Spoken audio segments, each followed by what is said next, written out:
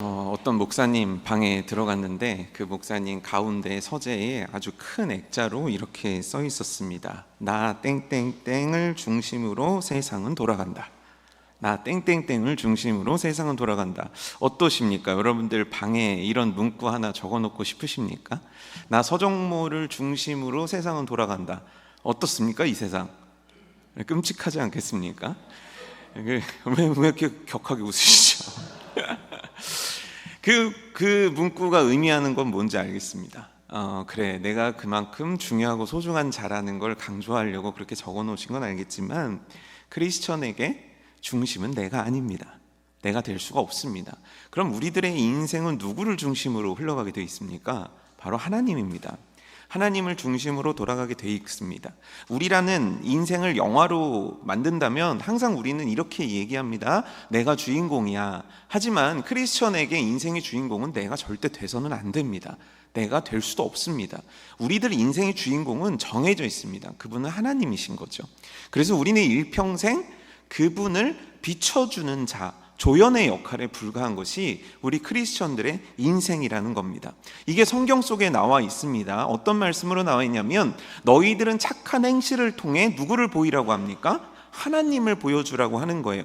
착한 행실은 누가 하는 겁니까? 내가 하는 거예요. 그러니까 착한 사람은 칭찬받아야죠. 그럼 칭찬받는 사람은 누굽니까? 나여야 되는 거예요. 이게 우리가 살아가는 세상의 구조인데, 우리는 그게 아니라는 겁니다. 우리의 착한 행실을 통해 칭찬받으실 분은 하나님이라는 거예요.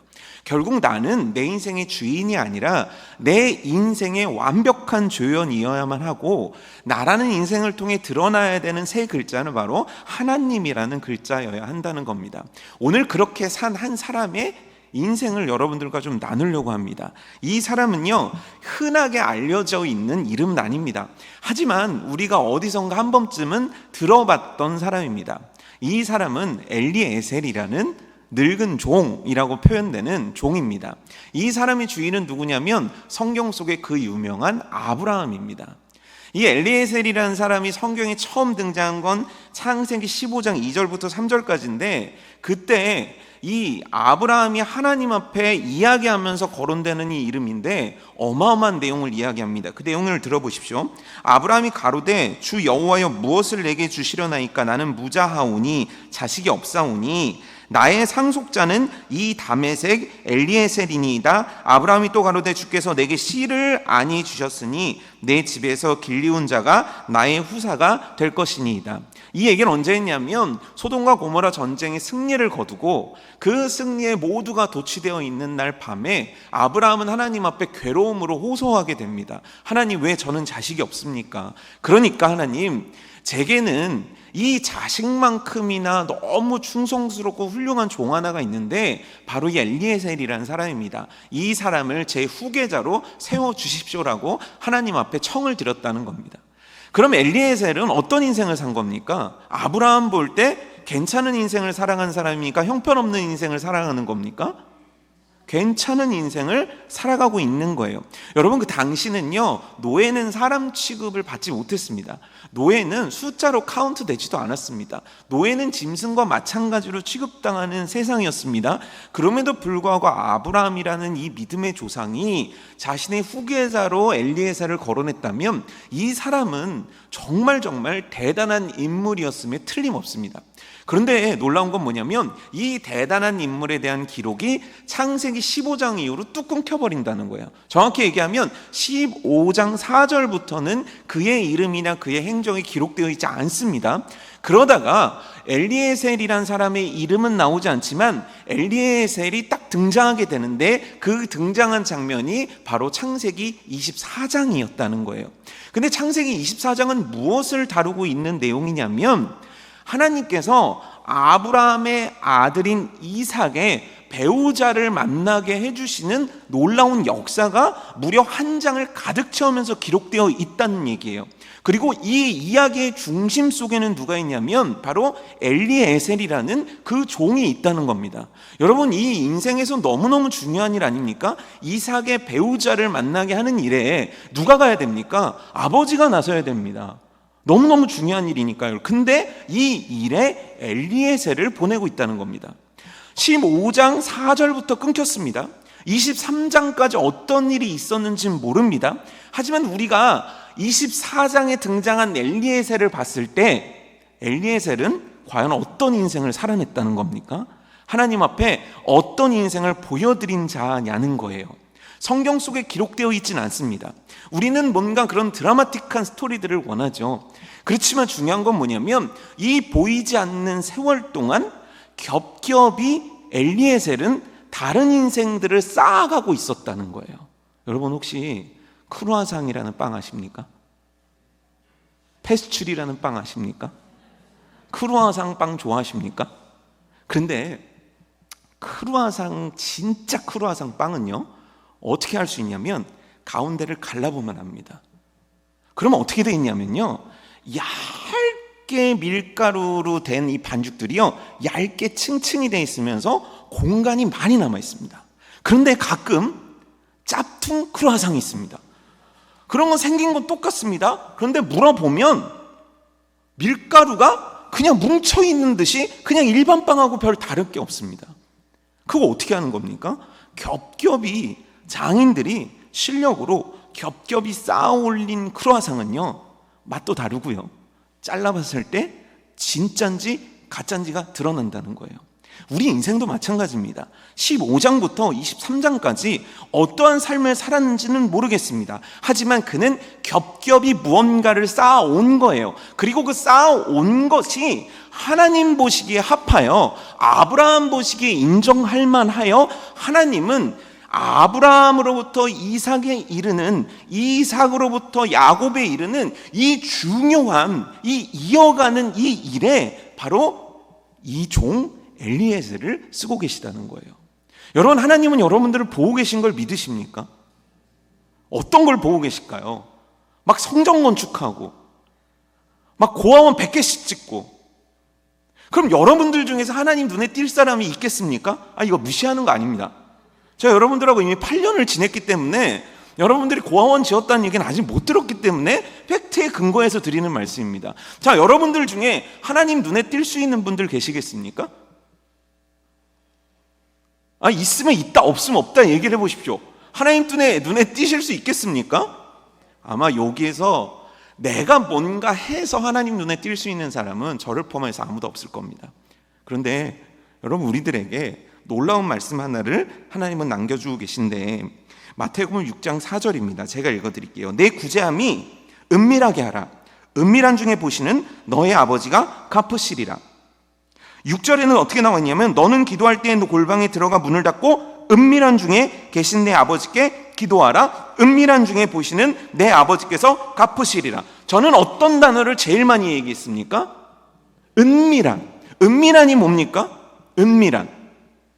아무도 모르게, 사람 보지 않도록, 맞습니까? 아닙니다. 그건 잘못된 표현입니다. 우리가 은밀하다는 거에 대해서 잘못 알고 있는 겁니다. 은밀하다는 건 뭐냐면 하나님 앞에서 하라는 거예요. 사람 앞에서 하는 것이 아니라 하나님 앞에서 하라는 겁니다. 그래서 에베소서 6장 7절에는 기쁜 마음으로 섬기기를 주께 하듯 하고 사람들에게 하듯 하지 말라라고 기록되어 있는 거예요. 은밀한이라는 의미는 뭐냐면 하나님 앞에서 하라는 거예요. 하나님 보시기에 어떤 평가를 받고 있는지 너는 하나님 앞에서 하라는 거예요. 누군가 사람 앞에서 드러내놓고 골방 문 닫고 들어간다고 하나님이 인정해 주는 것이 아니라, 진정한 은밀한은 뭐냐면 하나님 앞에서 하나님 보시기에라는 것을 의미하고 있다는 거예요. 그런데 그 행동이 크던 작던 그것들을 하나님은 보신다는 거예요. 그리고 그 은밀한 행동에 대해서 갚아주신다는 거예요.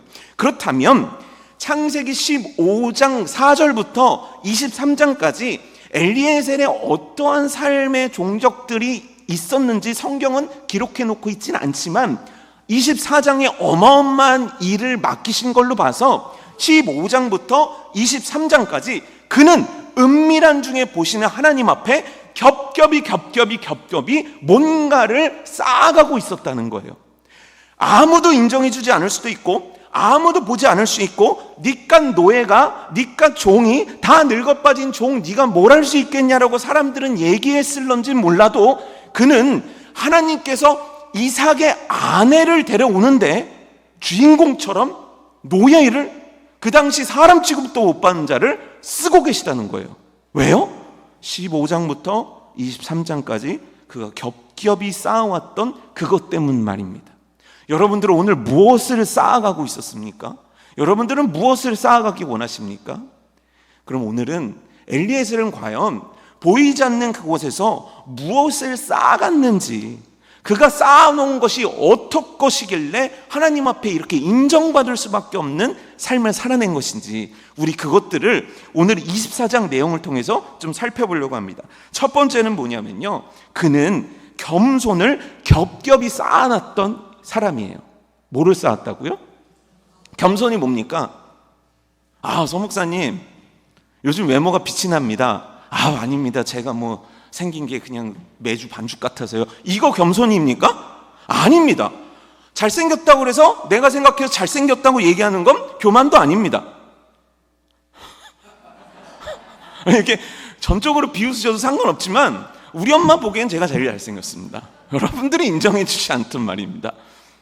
그런데 겸손이 뭐냐면, 우리는 겸손하면 허리를 구부리는 것, 어깨를 접는 것, 이렇게 생각합니다. 누군가 칭찬을 해주면 아닙니다라고 바지하는 거를 겸손이라고 생각합니다. 천만에요.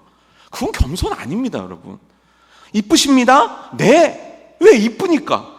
잘생겼습니다? 네. 잘생겼으니까. 사실을 이야기하는 거에 대해서 사실로 답하는 건 여러분 절대 교만이 아닙니다. 그럼 겸손이 뭐냐면 자기의 위치를 알고 그 위치에 거하는 게 겸손입니다. 사실 엘리에셀 입장에서 얼마나 대단한 얘기를 들은 겁니까? 아브라함이 하나님께 드린 기도지만, 하나님, 엘리에셀을 내 후계자로 삼겠습니다. 여러분, 종이 주인의 후계자가 되는 일이 흔한 겁니까? 그것도 이 엘리에셀이란 사람은 아브라함을 봤잖아요. 이 사람에게 하나님이 어떠한 언약을 해오셨는지를 알고 있잖아요. 이 후계자가 된다라는 그게 설사 소문으로 돈다고 할지라도 엘리에셀의 가슴이 얼마나 뛰었겠습니까? 진짜야? 내가 후계자가 될 수 있다고? 그래, 그러면 내가 아브라함의 뒤를 이어서 하나님의 이 놀라운 일들을 감당해낼 수 있는 사람이 되는 건가? 어쩌면 그의 가슴은 뛰었을 겁니다. 그런데 하나님께서 허락하지 않으십니다. 그리고는 어느 날 하나님께서 아들 하나를 낳게 하시는데 조그마한 아이인 이삭이라는 아이를 낳아야 되는 상황이에요. 자, 그러면 엘리에셀 입장에서는 기분이 좋겠습니까? 나쁘겠습니까? 여러분 잘 생각해 보십시오. 여러분들 승진이 약속돼 있었습니다. 그런데 누군가가 여러분들의 자리를 딱 빼앗아갔습니다. 기분이 어떠시겠습니까? 기분이란 걸 못 느끼고 사십니까? 기분 나쁘죠. 자, 생각을 해보십시오. 제가 오늘 누구를 할까요? 그래, 지복승 권사님, 제가 오늘 1,000만 원 드릴게요. 딱 얘기를 했어요. 그래서 지복승 권사님한테 딱 1,000만 원을 드리려고 그러는데 그 앞에 오현순 권사님이 1,000만 원을 딱 가져갔어요. 그럼 지복승 권사님 기분이 어떻겠습니까? 나쁘죠. 저놈은 오죠. 그렇죠? 그 다음 붙이지 않겠지만 너무너무 화가 날 거예요. 엘리에셀도 그런 마음을 충분히 가질 수 있었을 겁니다. 그런데요, 성경 속에서 엘리에셀이 얼마나 놀라운 모습을 보이는지 24장 34절에 보면 뭐라고 얘기하냐면, 그가 가로되 나는 아브라함의 종입니다, 이렇게 얘기하고 24장 66절에 보면 종이 그 행한 일을, 엘리에셀이 그 행한 일을 다 이삭에게 고하매라고 나와 있습니다. 지금까지 결혼 진행이 어떻게 됐고, 아버지가 어떻게 명령하셨고, 저는 어느 땅에 갔고, 그래서 어떻게 이 여자를 만나게 됐고, 그래서 어떻게 설득을 해서 이곳까지 데리고 왔다는 거를 이 엘리에셀은 자기의 주인인 아브라함한테만 얘기하면 돼요. 그런데 놀랍게도 그는 이삭에게도 모든 것들을 종의 자세로 고했다는 거예요. 이 얘기는 뭐냐면, 그 얘기가 나왔을 때 마음이 들떴을 수도 있고, 내가 주인을 이어받는 후계자가 된다고 했을 때 그의 마음이 뛰었을 수도 있지만, 그는 자기의 자리를 지킬 줄 아는 자였다는 거예요. 그럼 그 자리는 누가 주신 자리인 겁니까? 여러분, 여기서 중요한 겁니다. 하나님께서 내 인생 속에 허락하신 자리를 지킬 줄 아는 겸손함이 그에게 있었다는 거예요. 그래서 그는 평생을 아브라함을 주인으로 섬겼고, 그 다음에 이삭을 주인으로 섬기는 하나님이 종으로 보낸 자리에서 그 역할을 충실하게 감당하는 참으로 겸손한 자였다는 거예요. 여러분, 어떤 위치에 거하고 계십니까? 하나님께서는 2024년 교회 안에서는 여러분들에게 어떤 위치를 주셨습니까? 아우 지겨워 죽겠어. 주방 봉사야. 아우 이놈 거 빨리 때려쳐버렸으면 좋겠어. 여러분 그거 때려치면 병납니다. 80일 될 때까지 주방 국숟가락을 놓지 마십시오. 그것 때문에라도 하나님이 건강 책임져 주십니다. 이렇게 얘기하면 이단입니까? 나 진짜 내가 제대로 된 거 되고 싶었는데 또 이번에 차량구야. 차 매연 맞기 귀찮아 죽겠는데. 그건 겸손이 아니라는 거예요. 그럼 겸손은 뭐냐면 하나님께서 나에게 주신 그 자리를 맞이하여 그 자리에서 땡땡댐을 보여드리는 거예요. 잘 생각해 보십시오. 겸손합니다. 이것이 하나님께서 나에게 주신 자리임을 믿고 있습니다. 그런 다음에 그의 행동 속에서 나오는 건 바로 땡땡땡인데, 이 땡땡땡이 무엇이겠습니까? 바로 충성심이에요. 결국 뭐냐면 엘리에셀은요, 자기의 자리가 어떤 자리인지를 알고 하나님 앞에 충성스러움으로 그 자리를 지켜드렸던 자라는 거예요. 충성이 뭡니까? 충성은요, 내게 주어진 일들에 대해서 하나님 앞에서 열심을 가지고 행하는 그것이 바로 우리들이 가져야 될 충성스러운 모습이라는 거예요. 가끔 청년들을 만나면 큰 꿈을 갖기를 원하고 큰 꿈에 대해서 얘기합니다. 맞습니다. 여러분, 청년들이요, 작은 꿈을 꾸는 건 여러분들의 삶을 무시하는 겁니다. 여러분들의 때는요, 큰 꿈을 꿔야 됩니다. 여기 있는 주일학교 학생들도 큰 꿈을 꿔야 됩니다. 왜냐하면 하나님은 크시기 때문이고, 그 크신 하나님은 여러분들의 인생을 크게 쓰실 수 있는 분이시기 때문입니다. 지금 중학생이 나 공무 9급 공무원만 되면 진짜 좋겠습니다, 여러분 이러면 되겠습니까? 그럴 수는 없는 거예요. 직업에 대한 귀천을 얘기하는 게 아니라 큰 꿈을 갖는 건 너무 좋습니다. 크게 쓰임받기를 사모하십시오. 청년 여러분들이든 누구든 하나님이 내 인생을 크게 쓰시기를 사모하는 건 우리들이 마땅히 해야 되는 일입니다. 그런데 진짜 하나님이 크게 쓰시기를 원한다면, 하나님이 정말 나에게 큰 꿈과 큰 비전을 맡겨주기를 원한다면, 오늘 여러분들에게 주어진 자리에서의 충성은 필수입니다. 오늘 내 자리에서 충성스럽게 일을 하지 않는데 하나님 내 인생을 바꿔주세요 하는 건, 그건 믿음도 아니고 신앙도 아닙니다. 그런 기도는 하나님 앞에 상달되지도 않습니다. 그럼 뭐냐면 오늘 내 삶에서 겸손히 내게 주어진 자리 속에서 최선을 다하는 것, 이게 마땅한 일이에요. 이게 어디 나와 있습니까? 5달란트 받고 2달란트 받고 1달란트 받은 자가 있습니다.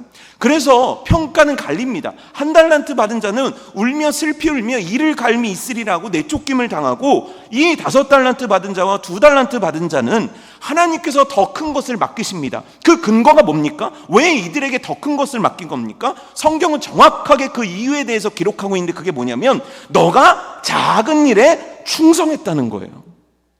작은 것에 충성했기 때문에 너에게 큰 것을 맡기겠다는 거예요. 오늘 엘리에셀은 종으로 맡을 수 없는 어마어마한 일을 맡은 겁니다. 왜입니까? 그가 15장부터 23장까지 그 세월이 얼마인지는 모르지만 그 세월 동안 겸손하게 그의 인생 가운데 하나님 앞에 충성을 다했기 때문이에요.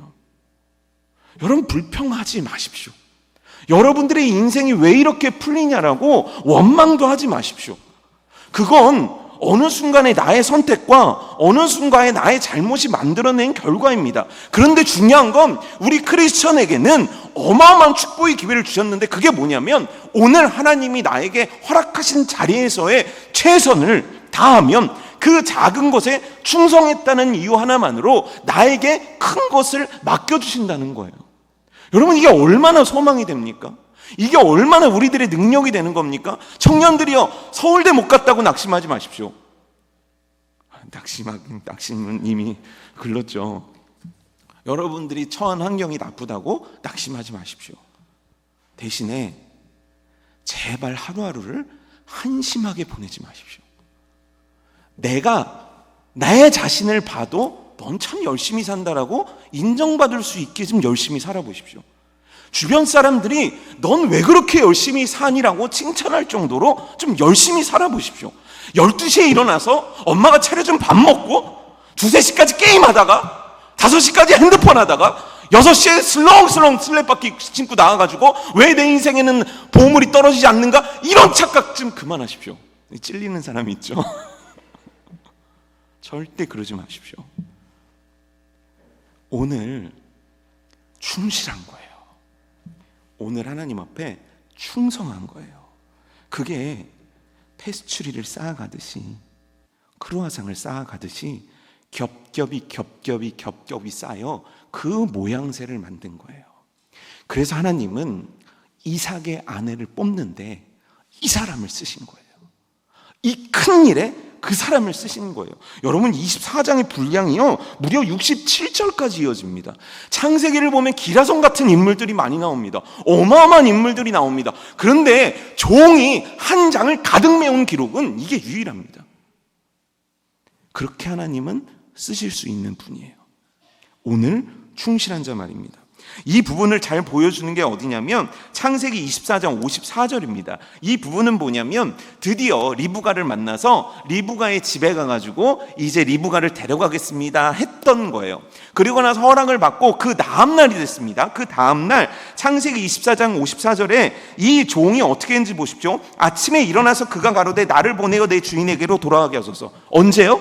아침에 나로 하여금 돌아가게 해달라는 거예요. 언제 왔는데요? 이 동네 언제 왔습니까? 어제 왔어요. 그럼 여러분, 이 엘리에셀은 나이도 들었어요. 여행하는데 얼마나 긴장됐겠습니까? 이걸 꼭 성공시켜야 되는데 어떻게 하면 좋을까? 그의 마음과 그의 머리가 얼마나 복잡했습니까? 이 의미가 뭔지를 아니까요. 이 결혼의 의미가 뭔지를 아는 엘리에셀은 얼마나 마음이 조급했겠어요. 그러니까 한시라도 빨리 가기 위해서 아마 굉장히 무리를 하면서 왔을 거예요. 그러니까 나이 들고 힘드니까 하루 쉬고 싶지 않겠습니까? 그렇죠? 쉬고 싶을 거예요. 게다가 더 이상 리브가를 어제 봤는데 오늘 데리고 가는 건 그건 더 이상 맞지 않잖아요. 그래도 며칠 둬야 되잖아요. 그런데 이 종이 얼마나 충성된 사람이었냐면 한시도 하루도 지체하지 않습니다. 종의 입장에서 어려운 사람들입니다. 그럼에도 불구하고 종은 그들을 설득해냅니다. 리브가를 설득해냅니다.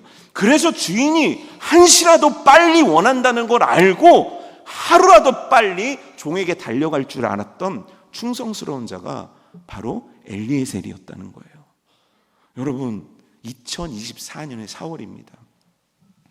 하나님께서 여러분들에게 주신 직분 속에 얼마나 충성하고 계십니까? 하나님께서 여러분들에게 주신 삶에 얼마나 충성하고 계십니까? 우리들의 충성은 언제 무너지는 줄 아십니까? 내가 원치 않은 상황을 만났을 때 무너집니다. 내가 목자가 됐어요. 연락을 돌려요. 그럼 다 모여야죠. 근데 이것들이래요. 안 모이는 거예요. 안 와요. 무슨 꼭 모이라는 날 아프대요. 그리고 그 다음 날이면 콧바람 불면 다녀요. 그럼 코에다 휴지를 탁 박아버리고 싶죠. 제가 이제 청년부 때 제가 섬기던 교회는 구역이 있었거든요. 청년들도. 그래가지고 맡아가지고 그때 이제 신학교 다닐 때였으니까 얼마나 뜨겁습니까? 그래서 얘들아 와라. 제가 이제 맡은 이제 그 그룹에 다 오면 한 15명 되는데 연락을 돌렸는데 다 온다는 거예요. 그래서 우리 집에. 그래서 엄마한테 특별히 엄마가 제일 잘하는 음식으로 좀 준비를 해봐. 그랬더니 엄마가 이만한 솥에다가 돼지갈비 김치찌개를 막 끓이신 거예요. 그리고 시간이 됐습니다. 문자가 하나씩 오는 거예요. 못 와요. 몇 명 왔을까요? 빵명 왔어요. 제가 그래서 목자 여러분들의 마음을 압니다. 진짜 우리끼리 얘기지만 너도 한번 해봐. 내가 너한테 어떻게 해주는가? 너도 한번 당해봐. 내가 승질이 없냐? 내가 승질하면 서승질인데. 그래서 어떻게 합니까? 안 하는 거예요. 그건 충성입니까? 아닙니다. 여러분, 충성은 뭐냐면 주인이 그만할 때까지 하는 게 충성입니다. 충성은 뭐냐면 이 자리에서 그 자리를 끝까지 지켜내는 것, 그게 충성입니다. 그 자리에서 그 역할을 감당해내지 않는 건 충성이 아닙니다. 우리는 착각하고 있는 거예요. 그 이름을 유지하고 있으니까 나는 작은 일에 충성했다라고 우리는 착각하고 우리 스스로를 위안하는 거지, 그건 하나님 보시기에 여러분 충성스러운 모습이 절대 아닙니다. 절대 만족하거나 믿지 마십시오. 되게 하는 게 충성입니다. 반드시 되게 해야 되는 것이 맡겨진 종이 감당해야 될 몫이라는 거예요. 여러분 5달란트 받은 종을 생각해 보세요. 5달란트 받은 종이 하루라도 발 뻗고 잡겠습니까? 5달란트면 목사님 그렇게 돈이 많다면서요. 지금으로 따지면 정말 뭐 백백억 되는 돈이라면서요. 여러분 몇백억 가져보셨어요? 가져보신 분 혹시 계십니까? 여러분 몇백억 갔잖아요. 잠을 못 자요. 왜요? 뭐 이렇게 얘기가 통해야죠. 지금 몇백억 갖는 분이 몇 분 계셔가지고 공감하면서 박수를 치면서 목사님은 어떻게 그런 사람들의 마음을 아십니까? 뭐 이래야지. 몇백억 하니까 지금 몇백원도 없는 데랑 얼굴을 하고 계시면 어떡합니까? 그런데요, 우리가 가만히 생각해 보면요, 5달란트 받은 자는 하루도 편하게 잔 날이 없었을 겁니다. 왜요? 주인한테 남기고 싶은 열망 때문에요. 충성은 어려운 겁니다. 그럼에도 불구하고 그는 충성했다는 거예요. 그런데 우리가 충성에 대해서 착각하고 있는 게 또 하나 있습니다. 뭐냐면 우리가 충성이라고 하면 열심히 하는 걸 충성이라고 생각합니다. 맞습니까? 열심히 하는 것. 예를 들어서 찬양대 열심히 하는 것 충성 맞습니까? 찬양대 섰어요? 열심히 해요. 다 틀려요. 10년째 계속 틀려요. 이거 충성입니까? 아닙니까? 네? 충성입니까? 아닙니까? 왜 아니죠? 그럼 여러분들은 충성하고 계신 겁니까? 자존심들은 또 우리 또 찬양대 자존심이 있죠. 여러분 충성이 뭔지 제가 알려드릴게요. 잠언 25장 13절입니다. 충성된 사자는 그를 보낸 이에게 마치 추수한 날의 얼음 냉수 같아서 능히 그 주인의 마음을 시원케 하느니라. 충성은요 주인의 마음을 시원케 하는 겁니다. 그럼 주인의 마음을 시원케 하려면 어떻게 해야 됩니까? 지혜롭지 않으면 안 되는 거예요. 충성은요 지혜로워야 해요. 지혜가 뭡니까? 주인이 이걸 왜 시켰지? 나는 이걸 어떻게 해야 되지? 어떻게 하면 주인을 기쁘시게 해드릴 수 있지? 하나님의 지혜가 그에게 있었다는 거예요. 엘리에셀에게. 그걸 잘 보여주신 장면이 24장 12절에서 14절 장면인데, 그가 12절에서 14절을 뭐를 했냐면 도착을 한 거예요. 그 땅에, 하란 땅에 도착을 해가지고 가장 먼저 하나님 앞에 기도를 합니다. 근데 그 기도 내용 한번 보실래요? 그가 가로되 우리 주인 아브라함 하나님 여호와의 원컨대 오늘날 나로 순적히 만나게 하사 나의 주인 아브라함에게 은혜를 베푸시옵소서. 성중 사람의 딸들이 물길러 나오겠사오니 내가 우물 곁에 섰다가 한 소녀에게 이르기를 청컨대 너는 물 항아리를 기울여 나로 마시게 하라 하리니 그의 대답이 마시라 내가 당신의 약대에게도 마시우리라 하면 그는 주께서 주의 종 이삭을 위하여 정하신 바라 이로 인하여 주께서 나의 주인에게 은혜 베푸심을 내가 알겠나이다. 여러분 이 기도 내용 보이십니까? 굉장히 구체적이지 않습니까?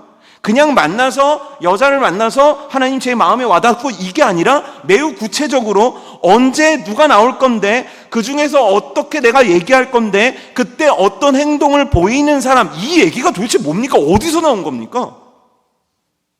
이거 어디서 나온 겁니까? 이런 기도는 어떻게 할 수 있는 겁니까? 그의 지혜로움을 보여주는 장면입니다. 그런데 놀랍게도 지금 얘기한 리브가를 향한 기도 제목이 잠언을 막 뒤져보면 잠언 31장 10절에 이렇게 나와 있습니다. 누가 현숙한 여인을 찾아 얻겠느냐? 그의 값은 진주보다 더하니라 라고 하면서 31장 10절부터 쭉 현숙한 여인이 어떤 여인인지를 설명을 합니다. 우리 결혼을 아직 안 시키신 우리 권사님들 시어머니가 되실 권사님들이나 또 우리 시아버지가 될 장로님들의 그 기도 제목 리스트에 어울릴 만한 기도 제목입니다. 하나님 현숙한 여인. 근데 이 현숙한 여인이 어떤 여인인지 한번 보세요. 15절 17절을 보게 되면 이렇게 나와 있습니다. 밤이 새기 전에 일어나서 자기 집안 사람들에게 음식을 나누어 주며 여종들에게 일을 정하여 맡기며 밭을 살펴보고 사며 자기의 손으로 번 것을 가지고 포도원을 일구며 힘있게 허리를 묶으며 자기의 팔을 강하게 하며. 어떤 이미지가 느껴지십니까? 이 여자분? 이 여인 어떤 여인 같습니까? 뭔지는 모르겠는데 대충 읽어보니까 허리도 묶고 팔도 강하게 하고 그리고 보니까 아침 새벽부터 일어나서 밤늦게까지 일하는 것 같은데 부지런하구나, 성실하구나, 근면하구나. 이거 보이지 않습니까? 그리고 나서 20절에 이렇게 나와 있습니다. 그는 공고한 자에게 손을 펴며 궁핍한 자를 위하여 손을 내밀며. 뭡니까? 가난하고 어려운 사람들을 그냥 보이지 않고 그런 사람이 보면 베푸는 자라는 거예요. 그리고 나서 이 현숙한 여인의, 제가 일부를 읽어드렸지만 집에 가셔서 현숙한 여인에 대해서 읽어보시고 리브가가 한 행동을 한번 보십시오. 리브가에게 요청합니다. 어떻게 합니까? 엘리에셀이 가서 물을 달라고 하는데 놀랍게도 제일 먼저 온 사람이 누굽니까? 제일 먼저 유일하게 온 사람이 누굽니까? 리브가예요. 왜요? 왜 제일 먼저 온 거예요? 생각을 좀 해보세요. 답답하네. 누가 제일 먼저 와요? 일찍 일어나니까. 리브가 제일 부지런한 여자예요, 그 동네에서. 남들 물 뜨는 거 기다리지 않도록 항상 먼저 와서 물을 길러 온 여자라는 거예요. 뭔가 맞아 들어간 걸 보이십니까? 그리고 나서 나에게 물을 좀 주시오 했던 리브가가 뭐라고 얘기하냐면, 그 기도 제목에 있는 그대로를 얘기하는데, 제가 낙타에게도 물을 마시울게요 라고 합니다. 근데 여러분, 낙타 한 마리가 마시는 물의 양이 100리터에서 185리터래요. 엄청난 거죠. 이게 잘 생각이 안 나시나, 이게 감이 잘 안 오시잖아요. 그러면 이렇게 옛날에 두레박 쓰셨어요? 내가 이런 분들하고 설교하니 뭐가 와닿습니까? 그리고 난 수도꼭지 세대인데. 두레박 용량을 어느 정도로 생각하면 될까요? 대략 은 양동이 있잖아요. 이게 옛날에 썼던 은색 양동이, 고게 10리터 또는 15리터짜리가 있대요. 그러니까 15리터짜리로 해서 우물에서 도대체 이걸 몇 번 올려야 되는 겁니까? 낙타 한 마리 먹이려면 10번, 15번씩 막 해야 되는 거예요. 근데 도대체 낙타를 몇 마리 데리고 왔을 것 같으세요? 조금 데리고 왔겠습니까? 어마어마하게 데리고 온 거잖아요. 그걸 다 한 거예요. 성경 잠언에서 말하는 현숙한 여인과 너무 같은 거예요. 이 얘기는 뭐냐면, 이 엘리에셀이라는 종이 현숙한 여인이 뭔지를 알았구나라는 걸 얘기하는 게 아닙니다.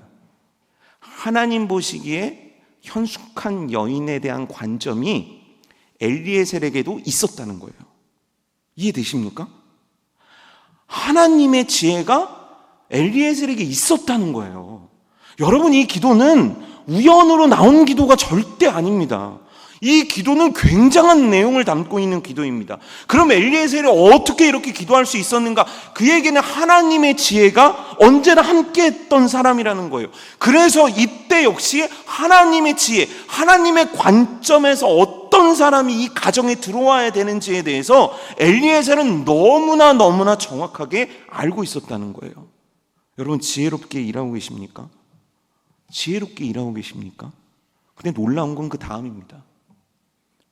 만약에 저랑 여러분들이 지금 이 상황에 있어요. 엘리에셀 뒤에 다 숨어 있어요. 다 있어요. 근데 여자가 나타났어요. 그럼 막 가슴이 뛰었을 거예요. 이제 됐나 보다. 그리고 나서 우물을 기르는 모습을 봐요. 그럼 어떻게 하겠습니까? 우린 뛰쳐나가는 거죠.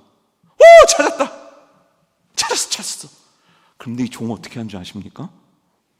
끝까지 지켜봅니다. 진짜인지를 마지막까지 분별하는 능력도 갖고 있었다는 거예요. 여러분, 지혜로우십니까? 사실 어렵지 않습니까? 지혜롭게 주를 위해서 일한다는 거 참 힘들지 않습니까? 예전에 달란트 비율을 보게 되면 5달란트, 2달란트 받은 자에 1달란트 받은 자하고 딱 차이는 하나밖에 없었거든요. 그 차이가 뭐냐면 5달란트, 2달란트 받은 자는 즉시 나가서 일을 했다는 거예요. 그런데 제가 좀 나이가 먹어가면서 한 가지 상상력이 붙는 겁니다. 그건 뭐냐면 돈 버는 게 어려워요. 그걸 몰랐어요, 옛날엔. 그러면서 나이가 들어가면서 돈 버는 게 어렵다는 걸 알았습니다. 그럼 여러분, 5달란트 받은 자가 5달란트를 남기려면 쉬웠겠습니까? 2달란트 받은 자가 2달란트 남기려면 쉬웠겠습니까? 이 얘기는 뭐냐면 그들은 탁월했다는 거예요. 그들은 지혜로웠다는 거예요. 5달란트를 가지고 5달란트를 남길 수 있는 하나님으로부터 주어진 지혜를 갖고 일할 줄 아는 사람들이었다는 거예요. 여러분, 이 지혜가 있습니까? 이 지혜가 있습니까? 착금 사역자 여러분, 이 지혜가 있습니까? 그래서 시대를 꿰뚫고 있습니까? 시대를 앞서가고 있습니까? 목자 여러분, 이 지혜가 있습니까? 사람들의 마음을 얻을 수 있는 지혜가 여러분들에게 있습니까? 사람들을 교회로 불러들일 수 있는 지혜가 여러분들에게 있습니까? 그냥 열심히가 아닙니다. 충성된 사자는 주인의 마음을 시원케 한다는 거예요. 얼음 냉수 같아서. 무더운 여름에 얼음 냉수 어떠십니까?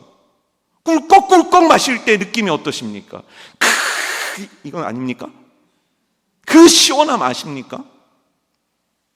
주인의 마음을 시원케 하는 자는 지혜로운 자라는 거예요.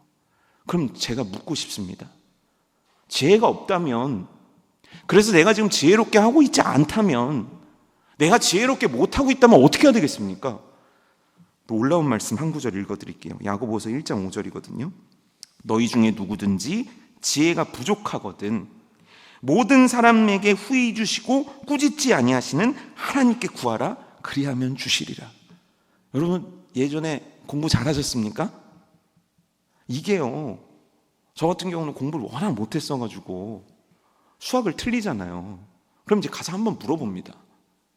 근데 한번 물어봤는데 이해가 안 돼요. 근데 두 번째 물어보러 갈 때는 미안합니다. 그리고 세 번째 물어보러 가면 죄진사는 같습니다. 선생님들이 얘기를 해, 언제든지 와서 물어보렴. 근데 똑같은 걸 갖고 세 번, 네 번 가면 신경질 낸단 말이에요. 왜요? 넌 왜 그것도 모르니? 그런데 하나님께서는 뭐라고 말씀하시냐면, 야, 너는 교회 10년 다녔는데 어찌 그렇게도 못하냐? 너는 교회 20년 다녔다면서 왜 그렇게 못하냐? 너는 직분이 장로고 권사고 집사라면서 왜 이렇게 못하냐? 이렇게 안 하신다는 거예요. 그럼 어떻게 하십니까? 꾸짖지 아니하시고, 잘했다, 줄게. 너에게 필요한 지혜를 줄게. 너에게 필요한 지혜를 줄게. 자, 2024년 안 되는 여러분들의 사역지를 붙잡고 하나님께 지혜를 구해보신 분 계십니까? 제게 문자를 보내주십시오. 제가 커피 사드리겠습니다. 혹시 안 되니까 안 되나 보다라고 손 놓고 있는 거 아니냐는 거죠. 그런데 오늘 엘리에셀의 이 장면은 어느 날 만들어진 장면이 아니라니까요. 15장 4절부터 23장까지 겹겹이 만들어진 거예요. 그의 겸손, 그의 충성, 그의 지혜로운 말입니다. 그리고 나서 엘리에셀이 가장 놀라운 장면은 바로 엘리에셀의 입에서 끊임없이 나오는 한 단어였습니다. 24장 26절 27절에도 그렇고 35절 36절에도 그리고 52절에도 끊임없이 나오는 얘기가 뭐냐면, 아브라함의 하나님을 찬양합니다. 여호와 하나님을 찬양합니다. 이게 계속 그의 입술에서 맴도는 거예요. 여러분, 만나시는 분 중에 이런 분들 계시죠? 말만 하면 꿍시렁 되시는 분 있죠? 네. 국수를 먹으면 공짜로 주는 국수 맛있게 먹지, 오늘은 어떤 전도회가 삶았나 보네, 참 뭐라 그래요? 그거 뭐 미슐랭 나셨어요. 어느 전도회가 끓이면 육수의 깊이가 다르대. 그냥 손을 근데 중요한 건 뭐냐면, 그 사람은요 어딜 가도 똑같아요. 항상 불평하는 사람은요 계속 불평만 해요. 여러분, 그런 사람과 가까이 하지 마십시오. 내 입에서 불평 나오는 사람과 가까이 해봤자 여러분들의 인생에 유익 없습니다. 그런데 놀랍게도요, 어떤 사람은 그냥 내가 봤을 때는 솔직히 맹물이야. 오늘 국수가 주무셨나 봐. 그런데 맛있다, 우리 국수가 전국에서 제일이야. 왜? 이분은 평상시 국수를 안 드시니까 무조건 감사가 나오는 분 계십니다. 전도의 원래라도 감사합니다로 끝내는 분이 있는 반면에, 우리 이렇게 하면 안 되는데 당신이 못하고 이런 분들 계십니다. 근데 그게 왜 그런 줄 아십니까? 말이 습관이 돼서 그래요.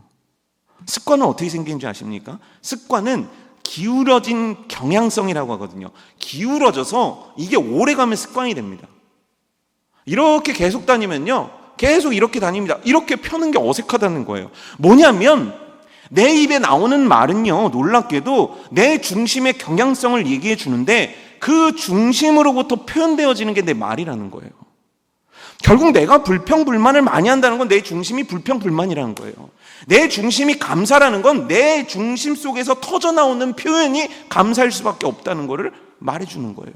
그럼 엘리에셀의 중심에 뭐가 있길래 그렇게 찬양합니다, 경배합니다, 주님께서 하셨습니다, 이 얘기가 계속 나오는 겁니까? 그의 중심 속에는 여호와 하나님이 확실하게 자리 잡고 계신 거예요. 그래서 놀랍게도요, 그의 중심은 단 한순간도 내가 했습니다라는 얘기를 하지 않아요. 내가 했다라는 얘기는 단 한순간도 나오지 않아요. 처음에 기도를 할 때도 아버지 아브라함의 하나님, 제발 아브라함을 보시고 형통케 하시사. 그는 자기의 위치를 단 한순간도 잊지 않고 모든 영광을 하나님 앞에만 올려드린다는 거예요. 왜 그러냐면 그의 중심 속에 하나님으로 가득 차 있기 때문이에요. 결국요, 보이지 않는 세월 동안 엘리에셀은 겸손했고요, 충성스러웠고요, 그리고 지혜로웠으며 하나님 중심으로 매일매일을 살아들였다는 거예요. 그런데 그 삶을 은밀한 중에 보신 하나님께서 보시고 갚으셨다는 거예요. 어떻게 해요? 너가 작은 일에 충성했으니까 너에게 진짜 큰 일을 맡길게. 네 평생 그 누구도 할 수 없는, 종으로 그 누구도 할 수 없는 이 큰 일을 너에게 맡길게. 그랬더니 그는 주인의 마음을 시원케 하는 결과로 오늘 24장을 마무리하는 거예요. 여러분, 오늘의 은밀함을, 그 은밀함 속에 쌓아가는 것을 하나님은 보고 계심을 잊지 마시기를 주님의 이름으로 축복합니다.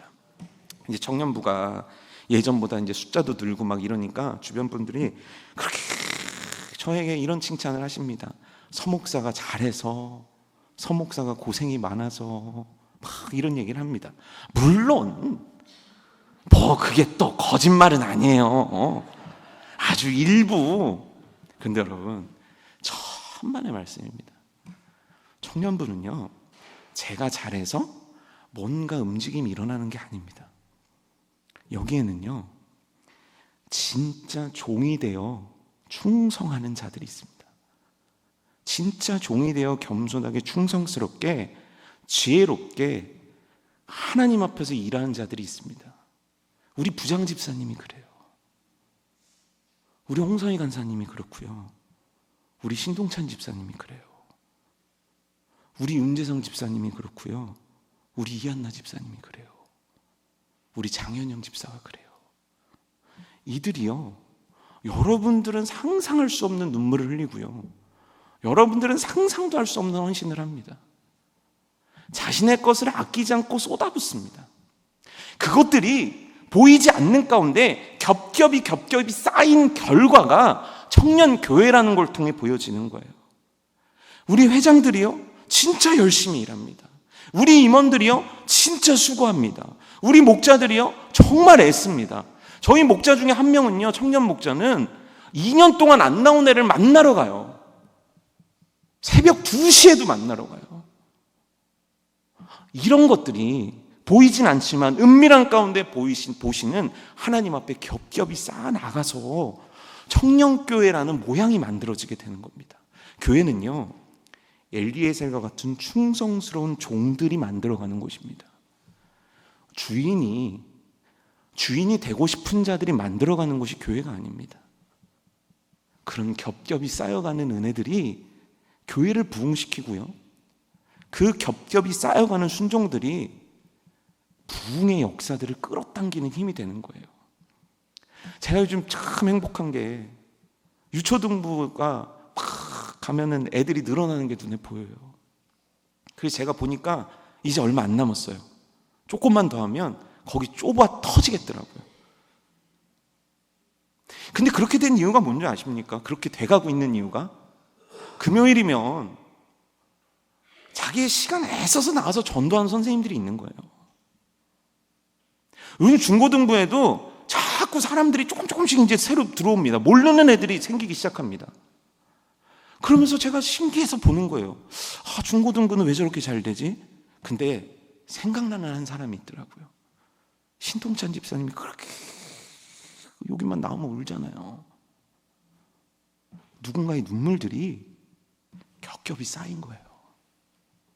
우이중앙교회가 60년을 버틴 건 주임 되려는 사람들 때문에 60년을 버텨온 거 아닙니다.